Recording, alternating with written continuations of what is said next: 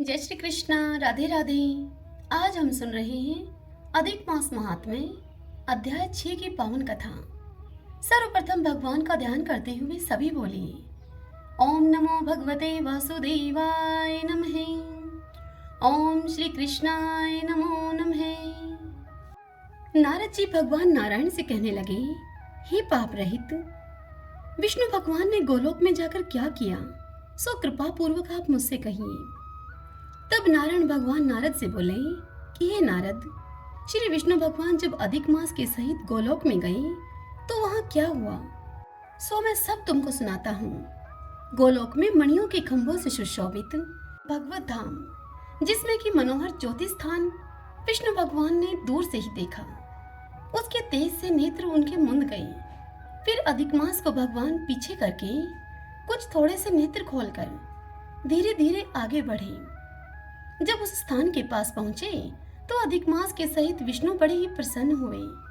द्वारपाल ने इनको नमस्कार किया। रत्नों के सिंहासन पर गोपियों के बीच में बैठे हुए श्री कृष्ण को रमानाथ श्री विष्णु जी ने नमस्कार किया। फिर विष्णु ने कांपते हुए मलमास को श्री कृष्ण जी के चरणों में डाल दिया। तब श्री कृष्ण भगवान उनसे पूछने लगे कि यह कौन है, कहां से आया है और इस गोलोक में किस लिए यह रोता है? क्या इसका दुख कोई मिटा नहीं सकता? इस कथा को सुनाते हुए नारायण जी आगे नारद से कहते हैं कि हे नारद, गोलोकनाथ के वचनों को सुनकर श्री विष्णु भगवान ने आसन से उठकर आदि से अंत तक मलमास का सब वृतांत श्री कृष्ण से कह सुनाया और कहा कि इस प्रकार दुख रूपी दावानल से जला हुआ यह मलमास मरने को तैयार हुआ है। तब दूसरे दयालु पुरुषों से प्रेरित किया गया यह मेरे पास आया है। हे हर्षिकेश, मेरी शरण में आकर दुख जाल से घिरा हुआ, बारंबार रोता हुआ और कांपता हुआ यह सब कहने लगा। इसके महादुख को आपके बिना कौन निवारण कर सकता है? इसीलिए इस स्वामी रहित को हाथ पकड़कर मैं आपके पास लेकर आया हूँ। भगवान नारायण नारद से कहते हैं कि हे नारद, इस प्रकार कहकर श्री विष्णु भगवान हाथ जोड़कर श्री कृष्ण भगवान के आगे खड़े हो गए। इतनी कथा को सुनकर शौनक आदि ऋषि कहने लगे कि हे सूत जी, विष्णु और श्री कृष्ण का संवाद सब लोगों के लिए उपकार करने वाला है। गोलोकवासी श्री कृष्ण ने क्या कहा और क्या किया, सो आप विस्तार पूर्वक हमसे कहिए। हरि ओम तत्सत। श्रीमन नारायण नारायण हरि हरि, भजमन नारायण नारायण हरि हरि। आइए अब हम सब पुरुषोत्तम क्षेत्र के महात्म्य की आज की कथा सुनते हैं। पिछले अध्याय की कथा में हमने सुना था राजा इंद्रद्युम्न एक तीर्थ यात्री से पुरुषोत्तम क्षेत्र की महिमा को सुनकर अपने पुरोहित के भाई को वहां पर भेजते हैं। अब आज हम उससे आगे की कथा सुनेंगे। जैमिनी जी इस कथा को सुनाते हुए कहते हैं कि हे मुनियों, ब्राह्मण की बात को सुनकर शबर ने अविनाशी भगवान विष्णु का ध्यान करते हुए कहा कि हे विप्रवर, हमने पहले से भी यह समाचार सुन रखा है कि इस तीर्थ में राजा इंद्रद्युम्न निवास करेंगे। चलिए पर्वत के ऊपर की भूमि पर चलिए। ऐसा कहकर शबर ब्राह्मण को उसी मार्ग से गहन वन में ले गया। ऊपर ऊपर चढ़कर शिलाखंडों के कारण ऊंची नीची भूमि पर एक एक मनुष्य के चलने योग्य रास्ता था। वह भी कांटों से भरा होने के कारण अति ही दुर्गम हो रहा था और वहां प्रायः अंधकार छाया रहता था। शबर वाणी के द्वारा बोल बोल कर ब्राह्मण को रास्ते का परिचय कराता चलता था। इस प्रकार 4 घड़ी तक चलकर वे दोनों रोहिण कुंड के तट पर पहुंचे। उसे देखकर शबर ने कहा कि हे द्विजश्रेष्ठ, यह रोहिणी नामक कुंड है जो कि समस्त जलों की उत्पत्ति का कारणभूत महातीर्थ है। यहाँ स्नान करके मनुष्य वैकुंठ धाम में जाता है। इसके पूर्व भाग में यह महान कल्पवट है, जिसकी छाया में जाकर मनुष्य ब्रह्म हत्या का भी नाश कर देता है। इन दोनों के मध्य भाग में जो कुंज है, उसमें वेदांत प्रतिपादित साक्षात भगवान जगन्नाथ जी विराजमान हैं। इनका दर्शन कीजिए। दर्शन करके समस्त पाप राशि का विनाश कर डालिए और इसके बाद मैं भवसागर में पड़ा हूँ, इस शोक और चिंता को सदा के लिए त्याग दीजिए। तब विद्वान ब्राह्मण विद्यापति ने प्रसन्नचित होकर उस कुंड में स्नान किया और दूर से ही मन, वाणी एवं मस्तक के द्वारा भगवान को प्रणाम करके हर्ष गदगद वचन बोलकर भगवान की स्तुति की। कहा कि हे प्रभु, आप प्रकृति और पुरुष से सर्वथा अतीत पुरुषोत्तम हैं, सर्वव्यापी एवं परात्पर हैं। इस चराचर जगत को भिन्न भिन्न अवस्थाओं में परिणित करने वाले आप ही हैं। परमार्थ स्वरूप परमेश्वर, आपको नमस्कार है। हे जगतपते, श्रुति, स्मृति, पुराण और इतिहास के द्वारा प्रतिपादित समस्त कर्मों से एकमात्र आपकी ही आराधना होती है। जिनके चरण कमलों के संयोग से सर्व तीर्थमयी गंगा सब लोगों को पवित्र करती है, उन परम पावन भगवान श्री हरि को नमस्कार है। जिनके अंशभूत आनंद को पाकर संपूर्ण विश्व के प्राणी आनंदमय होकर जीवन धारण करते हैं। समस्त पापों से रहित उन ब्रह्मा स्वरूप विष्णु जी को नमस्कार है। हे प्रभु, आप निर्मल स्वरूप, कल्याण रूप, सब प्रकार की आसक्तियों से रहित तथा विश्व साक्षी हैं। आपको मेरा नमस्कार है। आपके असंख्य चरण, नेत्र, मस्तक, मुख और भुजाएं हैं। आप सबको जीतने वाले हैं। सभी जीव आपके स्वरूप हैं। आप सर्वरूपी परमात्मा को नमस्कार है। हे भगवान, इस असार संसार में चक्कर लगाने के कारण मैं रोग और शोकों से बहुत ही पीड़ित हो गया हूँ और अब आपके युगल चरणारविंदों की शरण में आया हूँ। आप इस सांसारिक दुख समुदाय से मेरा उद्धार कीजिए। पर्णव रूपी देवेश्वर भगवान विष्णु का इस प्रकार सत्वन करके उनके चरणों में मस्तक झुकाकर विद्यापति ब्राह्मण भगवान विष्णु के आगे पर्णव मंत्र का जप करने लगे। जबकि अंत में शबर ने कहा, हे द्विश्रेष्ठ, इस समय आप भगवान का दर्शन पाकर कृतार्थ हो गए हैं। दिन बीत गया है। आप थके मांदे और भूखे प्यासे हैं। अतः चलिए अब घर चलें। इस घोर वन में हिंसक जंतुओं का निवास है, इसलिए हमारा यहाँ ठहरना उचित नहीं है। जब तक सूर्य की किरणों का प्रकाश है, तब तक ही हम लोग अपने घर में पहुंच जाएं। ऐसा कहकर ब्राह्मण के साथ शबर शीघ्रता पूर्वक आश्रम को लौटा। ब्राह्मण भी आनंद सागर भगवान जगन्नाथ के आनंद में डूबे हुए थे। अतः उन्हें भूख, प्यास और थकावट से प्राप्त होने वाले दुखों का भान ही नहीं हुआ।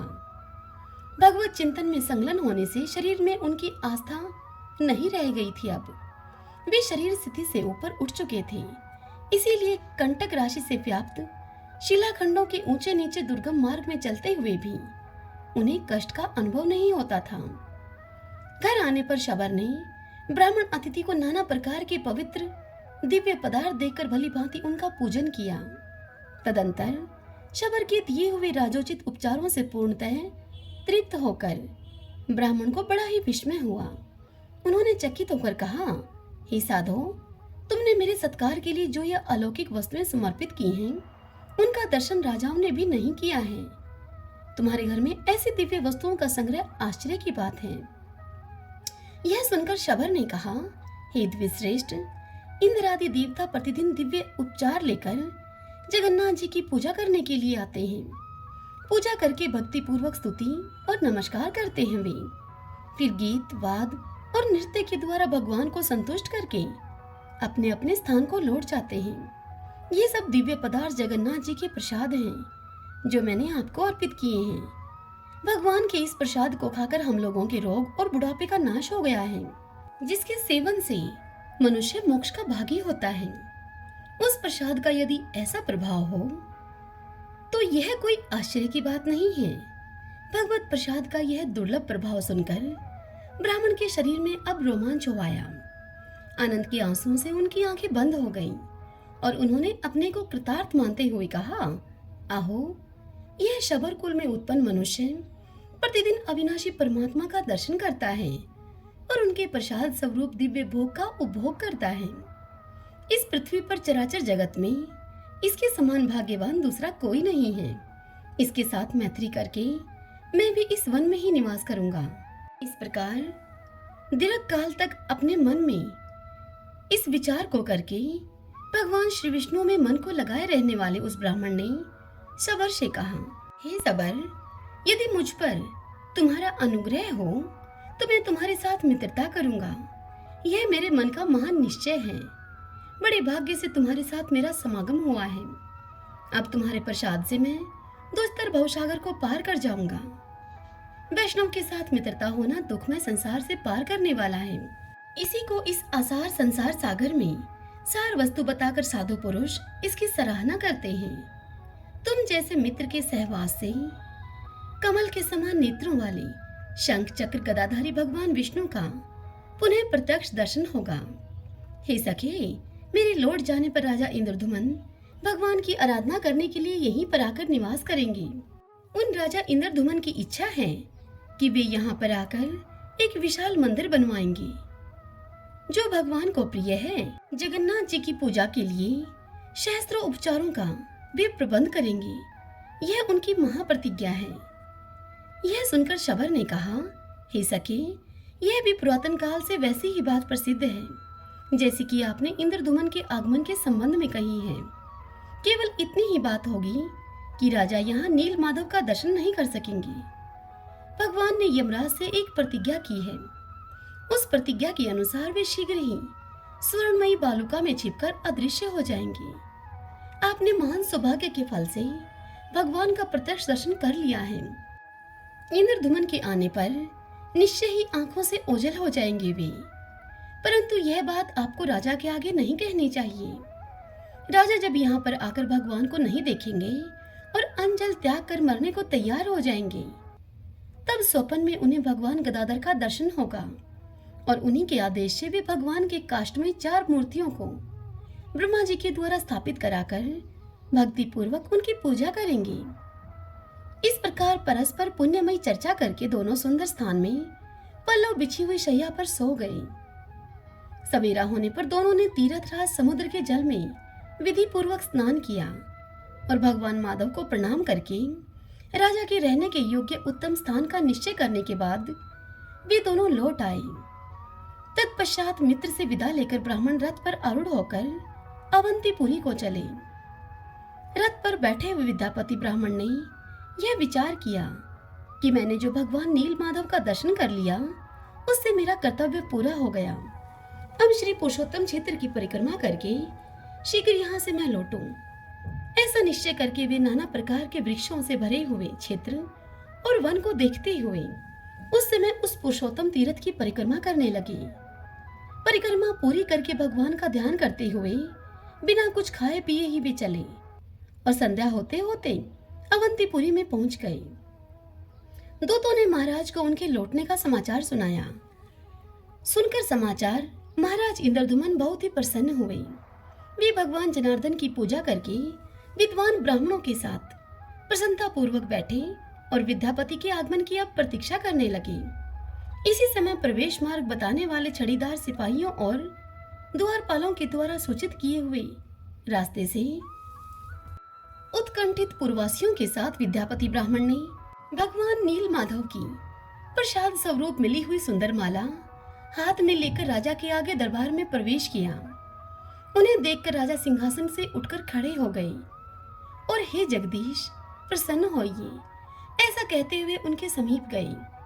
तत्पश्चात वे यूं बोले, आज मेरा जीवन, जन्म और कर्म दोनों ही दृष्टियों से सफल हो गया है, क्योंकि इस समय मैं यहाँ प्रसाद माला के रूप में साक्षात माधव का दर्शन कर रहा हूँ।